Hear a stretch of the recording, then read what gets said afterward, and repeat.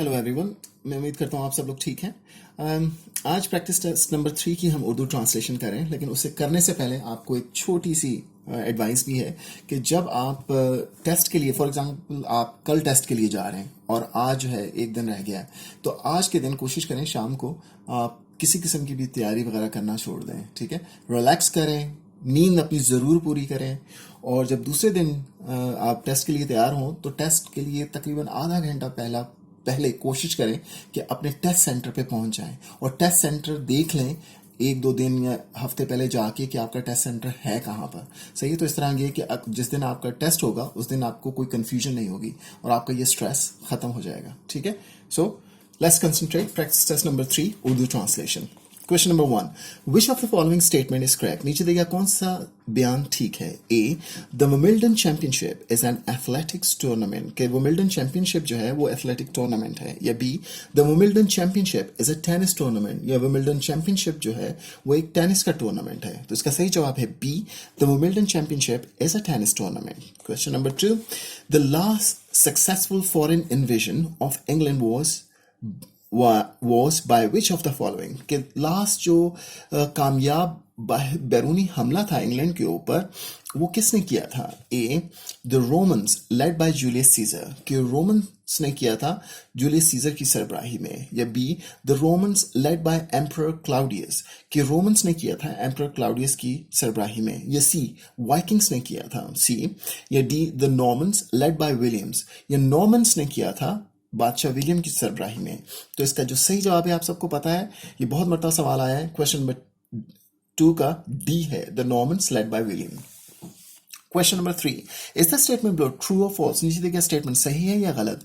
Mary Peters was an author who was later made a dame in recognition of her work promoting literacy. कह रहे Mary Peter जो है वो एक author हैं जिन्हें बाद में डेम का खिताब दे दिया गया उनकी खिदमात की रोशनी में कि उन्होंने तालीम को आम करने में बेहद खिदमत अंजाम दी थी। क्या ये स्टेटमेंट सही है? तो ये बिल्कुल गलत स्टेटमेंट है। मैरी पीटर जो है वो एक एथलीट्स हैं, आयरिश एथलीट्स हैं, और उन्होंने गोल्ड मेडल जीता था पैराथलॉन में। तो ये जो स्टेटमेंट है that's false. Question number 4, where does UK parliament sit? कहते हैं यूके पार्लियामेंट कहाँ बैठता है? ए, वेस्टमिनिस्टर में, बी, डाउनिंग स्ट्रीट में, सी, स्टॉर्मंट में, या डी, एडनबरा कैसल में। तो इसका जो सही जवाब है वो है ए, वेस्टमिनिस्टर लंदन में, UK parliament. Question number 5, which of the following statement is correct? नीचे दिया कौन सा स्टेटमेंट सही है? A, the divine right of the kings meant English monarchs could only be chosen by the Pope। कहते हैं divine right मतलब खुदाई हक, बादशाह का जो खुदाई हक है, इसका मतलब ये है कि बादशाह को जो पोप है, क्रिश्चियन जो बड़ा पोप है, वो मुंतखब करता है। क्या ये इसका मतलब है डिवाइन राइट ऑफ किंग्स का? या B, the divine right of kings meant English monarchs believed they were directly appointed by God to rule। या डिवाइन राइट ऑफ किंग्स का मतलब ये है कि जो इंग्लिश बादशाह हैं वो यकीन रखते हैं कि उन्हें अल्लाह मुंतखब करता है हुक्मरानी के लिए। तो इसका जो सही जवाब है वो है B, the divine right of kings meant English monarchs believe they were directly appointed by God to rule. Question number 4, the repeal of the Corn Laws in 1846 was designed to do what? Repeal कहते हैं कानून को मनसूख करना, किसी भी चीज़ को मनसूख करने को रिपील कहते हैं। कहते हैं जो 1846 में कॉर्न लॉ जो था, जो कानून था, उसको मनसूख किया गया। उसकी मनसूख करने की क्या वजह थी? A, allow the import of cheap grain, ताकि सस्ती किस्म की गंदम मंगवाई जा सके यूके में। या B, encourage British farmers to grow more grain, या ब्रिटिश जो किसान हैं उनको इनकरेज किया जाए कि ज़्यादा से ज़्यादा वो अनाज उगाएं। अब मैंने गंदम कह दिया, इसको अनाज कह लें। C, increase the quality of bread, या जो ब्रेड है उसकी क्वालिटी को बेहतर करने के लिए 1846 का जो कॉर्न लॉ था उसको रिपील किया गया। Yes, D, introduce more efficient working practices on British farms, या उनका मकसद या मुतारिफ करवाना बेहतरीन किस्म की काम करने के तरीके बरतानवी फार्म्स के अंदर, बरतानवी किसानों के फार्म के अंदर। तो इसका जो सही जवाब है वो है A, allow the import of cheap grain, के मतलब सस्ती किस्म की जो अनाज है वो मंगवाना यूके के अंदर, ये डिजाइन था। इस वजह से कॉर्न लॉस 1846 को रिपील किया गया। Question number 7, the Wars of the roses were fought by the supporters of which two families in order to decide who should be the king of England? कहते हैं जो वॉर ऑफ रोजेस लड़ी गई थी किन दो खानदानों के सपोर्टर्स के दरमियान लड़ी थी, ये फैसला करने के लिए कि अगला बादशाह इंग्लैंड का कौन होगा। ए, द हाउसेस ऑफ लैंकास्टर। क्या आपको दो फैमिलीज के बताने में कौन से दो हाउसेस हैं, तो दो जवाब देने। A, the houses of Lancaster, B houses of Windsor, houses of York, C, या D the houses of Tudor. तो इसका सही जवाब है A, the houses of Lancaster, and C the houses of York. ये दो हाउसेस थे जिनकी सपोर्टर्स ने जंग की थी कि अगला बादशाह कौन होगा, किंग ऑफ इंग्लैंड कौन होगा। Question number 8, which famous leader said the following? कहते हैं किस मशहूर सरबराह ने, लीडर ने ये बात कही थी। We shall fight on the beaches, we shall fight on the landing grounds, we shall fight in the fields and in the streets, we shall fight in the hills, we shall never surrender. कहते हैं हम जंग करेंगे, हम लड़ेंगे साहिलों पर, हम लड़ेंगे जमीन पर, हम लड़ेंगे मैदानों में, सड़कों पर और हिल्स के ऊपर, और हम कभी भी जो है सरेंडर नहीं करेंगे, कभी भी हथियार नहीं डालेंगे। तो ये जुमला किसका है? इन चार में से आपको बताना है। ए, एडमिरल नेल्सन का है क्या, या बी विंस्टन चर्चिल, सी क्लेमेंट एटली, या डी ओलिवर क्रॉमवेल का। तो इसका जो सही जवाब है वो है बी, विंस्टन चर्चिल का ये जुमला है। और ये 1945 तकरीबन सेकंड जो दूसरी जंग अजीम थी, सेकंड वर्ल्ड वॉर, उसमें वो प्राइम मिनिस्टर था, उस वक्त ये जुमला कहा था। Question number 9, which of the following statement is correct? नीचे दिया कौन सा स्टेटमेंट सही है। The police must always obey the law unless parliament grants an exemption. कहते हैं कि पुलिस को हमेशा कानून का एहतराम करना है, सिवाय उसके कि जब पार्लियामेंट उसको इजाजत दे दे कि वो ना माने। क्या ये स्टेटमेंट सही है? या B, the police must always obey the law, कि पुलिस को हमेशा कानून का एहतराम करना है, कानून को मानना है। तो इसका जो सही जवाब है वो है B, the police must always obey the law. Question number 10, which of the following is an aim of the United Nation? कहते हैं इन चार में से बताइए कौन सा यूनाइटेड नेशन का मकसद है, मतलब यूएन जो है उसका क्या मकसद है। ए, प्रोटेक्टिंग यूके वाइल्ड लाइफ, क्या उसका ये काम है कि यूके की वाइल्ड लाइफ को महफूज करना। या बी, प्रमोटिंग इंटरनेशनल सिक्योरिटी, या बैन अल-अक़वामी सलामती को बढ़ाना, ये काम है। या सी, टीचिंग पीपल इंग्लिश, लोगों को इंग्लिश सिखाना यूनाइटेड नेशन का काम है क्या। या डी, प्रमोटिंग फ्री ट्रेड, या जो फ्री ट्रेड है उसको बढ़ाना, मतलब मुफ्त किस्म की जो तिजारत है पूरी दुनिया में बढ़ाना, ये यूनाइटेड नेशन का काम है। तो असल में जो इसका जो जवाब है वो है बी, प्रमोटिंग इंटरनेशनल सिक्योरिटी, बैन अल-अक़वामी सलामती को फैलाना यूनाइटेड नेशन का मिशन है, एम है। Question number 11, how often is a general election held? कहते हैं जनरल इलेक्शन कितनी मरतबा होता है या कब होता है। ए, एवरी ईयर, हर साल, बी, एटलीस्ट एवरी 2 ईयर, हर 2 साल बाद, या सी, एटलीस्ट एवरी 4 ईयर्स, या हर 4 साल बाद, या डी, एटलीस्ट एवरी 5 ईयर, या हर 5 साल बाद। तो जनरल इलेक्शन हर 5 साल बाद होता है, ठीक है। Question number 12, which of the following statement is correct? नीचे दिया कौन सा स्टेटमेंट सही है। A, Oliver Cromwell become king of England after parliament won the civil war. कहते हैं जब पार्लियामेंट ने सिविल वॉर जीत ली तो ओलिवर क्रॉमवेल जो है वो इंग्लैंड का बादशाह बन गया। क्या ये स्टेटमेंट सही है? या B, after parliament won the civil war England became a republic and Oliver Cromwell was named Lord Protector. कहते हैं जब पार्लियामेंट ने सिविल वॉर जीत ली तो इंग्लैंड जो है वो एक रिपब्लिक स्टेट बन गया था, यानी उसका कोई बादशाह नहीं था, और ओलिवर क्रॉमवेल जो है वो लॉर्ड प्रोटेक्टर बन गया था। तो ये जो बी स्टेटमेंट है ये बिल्कुल सही है। After parliament won the civil war England become a republic and Oliver Cromwell was named Lord Protector. Question number 13, which of the following statement is correct? नीचे देखिए कौन सा स्टेटमेंट सही है। A, the black death destroyed cereal crops leading to a famine which killed many peasants। कहते हैं जो black death हुई थी उसने अनाज की फसल को तबाह कर दिया था, जिसकी वजह से कहत आ गया था और बहुत सारे किसान मर गए थे।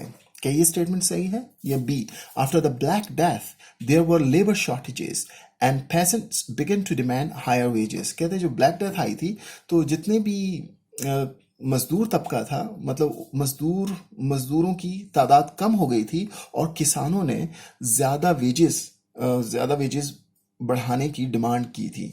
क्या ये स्टेटमेंट सही है या ए स्टेटमेंट सही है? तो इसका सही स्टेटमेंट है B, after the black death there were labour shortages and peasants began to demand higher wages.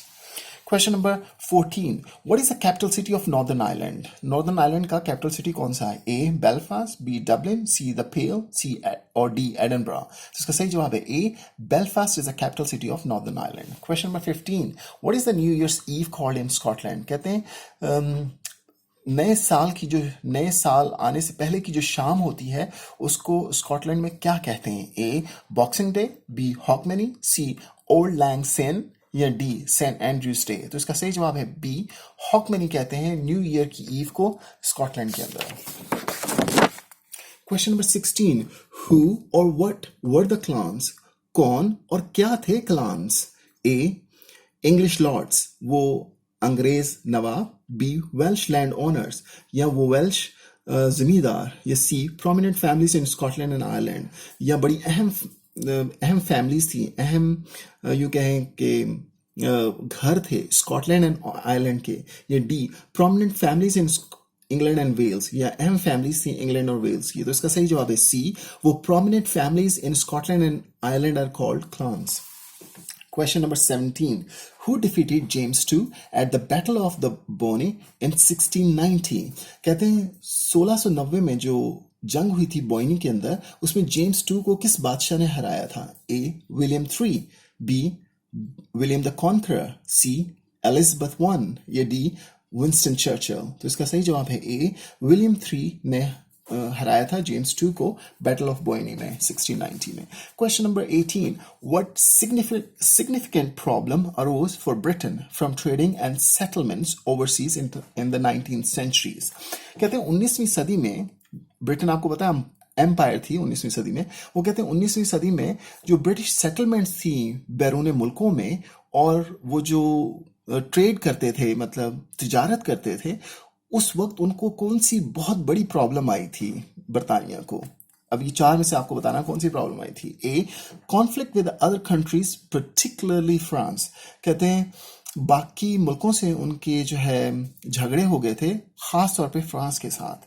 Be the industrial revolution made ship building expensive, जो इंडस्ट्रियल रेवोल्यूशन आई थी उसमें जो शिप बिल्डिंग थी वो बड़ी महंगी हो गई थी। या सी ये उनका प्रॉब्लम था, या ए प्रॉब्लम था कॉन्फ्लिक्ट वाला, या सी देयर वाज नो प्लान और स्ट्रक्चर टू द एक्सपेंशन, मतलब वो इतना फैल चुके थे कि उनके पास अब कोई प्लान नहीं था, कोई स्ट्रक्चर नहीं था कि मजीद एक्सपेंशन कर सकें, ये उनका प्रॉब्लम था। या D the great depression cause mass unemployment, जो डिप्रेशन आया था, बहुत बड़ा डिप्रेशन एम्पायर में, तो उसकी वजह से लोग बेरोजगार बहुत हो गए थे, या ये उनका बड़ा प्रॉब्लम था 19th सेंचुरी में, सिग्निफिकेंट प्रॉब्लम था। तो इसका सही जवाब है ए, कॉन्फ्लिक्ट विद अदर कंट्रीज उनके होना शुरू हो गए थे, जिसमें खास तौर पे फ्रांस के साथ, ये उनको बहुत बड़ा प्रॉब्लम आया था 19th सेंचुरी में। क्वेश्चन नंबर, तो correct answer is 18 A. Question number 19, which British director made films including the 39 steps? कहते हैं कौन से बरतानवी डायरेक्टर ने फिल्में बनाई हैं जिसमें 39 स्टेप भी उसने बनाई है? अब उस ब्रिटिश फिल्म डायरेक्टर का नाम बताना है आपको। A Alfred Hitchcock, B Charlie Chaplin, C Ridley Scott, D William Walton. तो इसका सही जवाब है A Alfred Hitchcock. Question number 20, is the statement below true और फॉल्स? नीचे दिए स्टेटमेंट सही है या गलत? Members of the House of Lords are elected by a constituency. कहते हैं member of House of Lord जो है, मतलब हाउस ऑफ लॉर्ड का जो मेंबर होता है वो इलेक्शन जीत के आता है अपने इलाके से। क्या ये स्टेटमेंट सही है? तो ये बिल्कुल गलत स्टेटमेंट है। वो नॉमिनेट होते हैं पार्लियामेंट हाउस ऑफ कॉमन्स में से, प्राइम मिनिस्टर करता है, उसके बाद किंग उसको ऑथेंटिकेट करता है। तो that statement, question number 20 is false. Question number 21, who wrote the novel Lucky Jim? Lucky Jim किसने नॉवल लिखा इन चार में से? ए जेम्स जॉयस ने लिखा, क्या बी सर किंग्सले एमिस ने लिखा, या सी जेम्स कैलहन ने लिखा, या डी जिमी टारबक ने लिखा? तो इसका सही जवाब है बी, सर किंग्सले एमिस ने नॉवल लिखा lucky gym. Question number 22, which of the following statement is correct? नीचे देखिए कौन सा स्टेटमेंट सही है। A. The United Kingdom consists of England, Ireland, Scotland and Wales. कि यूनाइटेड किंगडम मिलके बनता है इंग्लैंड से, आयरलैंड से, स्कॉटलैंड से और वेल्स से. ये स्टेटमेंट सही है. या B, the United Kingdom consist of England, Scotland, Wales and Northern Ireland. कि यूनाइटेड किंगडम बनता है इंग्लैंड, स्कॉटलैंड, वेल्स और नॉर्दर्न आयरलैंड से. तो इसका सही जवाब है B, the UK consists of England, Scotland, Wales and Northern Ireland. Question number 23. Which two of the following are core values of the Commonwealth? कहते हैं इन चार में से बताइए कौन सी दो बुनियादी वैल्यूज हैं, इकदार हैं कॉमनवेल्थ की. कॉमनवेल्थ ऑर्गेनाइजेशन है, पाकिस्तान भी उसका मेंबर है. तो मैंने कहा आपको बता दूं, ये कॉमनवेल्थ के बारे में सवाल है कि कौन सी उसकी दो वैल्यूज हैं. ए, द रूल ऑफ लॉ. क्या उसकी वैल्यू ये है कि कानून की बालादस्ती. बी, म्यूचुअल डिपेंडेंसी, एक दूसरे पर इन्हिसार, मतलब एक कंट्री का दूसरे पे बाकी कंट्रियों पर इन्हिसार, ये उसकी वैल्यू है. या सी, डेमोक्रेसी, जमहूरियत उसकी वैल्यू है. या D, discrimination against non members, जो कॉमनवेल्थ के मेंबर नहीं हैं उनके खिलाफ इम्तियाजाना सलूक, क्या ये उनकी वैल्यू है? तो इसका सही जवाब है A, the rule of law and C, democracy. Question number 24, ये आखिरी सवाल है प्रैक्टिस टेस्ट नंबर 3 की Urdu translation. Which of the following is one of the queen's important ceremonial roles. कहते हैं इन चार में से बताइए कौन सा मलिका का अहम एजाजी किरदार है. A, to chair debates in parliament, जो पार्लियामेंट के अंदर बहसें होती हैं, डिबेट्स होती हैं, उसकी सरबराही करना. या बी, टू राइट लॉज, कि कानून लिखना, क्या ये क्वीन का अहम तरीन सेरेमोनियल रोल है. या C, to receive foreign ambassadors and high commissioners, या उनका ये काम है कि जो बाहर के बाकी मुल्कों के एम्बेसडर आते हैं, हाई कमिश्नर आते हैं, उनको वो रिसीव करती हैं. या D, to negotiate trade agreements with other countries, या उन्होंने नेगोशिएट करना होता है जो तिजारती मुआहदे होते हैं बाकी मुल्कों के साथ, ये उनका एजाजी किरदार है. तो उसका सही जवाब है C, to receive foreign ambassadors and high commissioners, ये क्वीन का सेरेमोनियल रोल है. इस तरह आज हमारा प्रैक्टिस टेस्ट नंबर 3 की उर्दू ट्रांसलेशन कंप्लीट हुई. आई होप आप लोगों के लिए बड़ी हेल्पफुल रही होगी और वैल्यूएबल होगी आपकी प्रिपरेशन के लिए. तो वही रिक्वेस्ट आपसे, please like, subscribe and share with friends and families and do right me in the comment section. और अगर आप बेल आइकन प्रेस करते हैं तो बेल आइकन से मेरी नई वीडियोस आपको साथ साथ मिलती रहेंगी. सही. So all the best for your exam. Have a nice day. Thank you.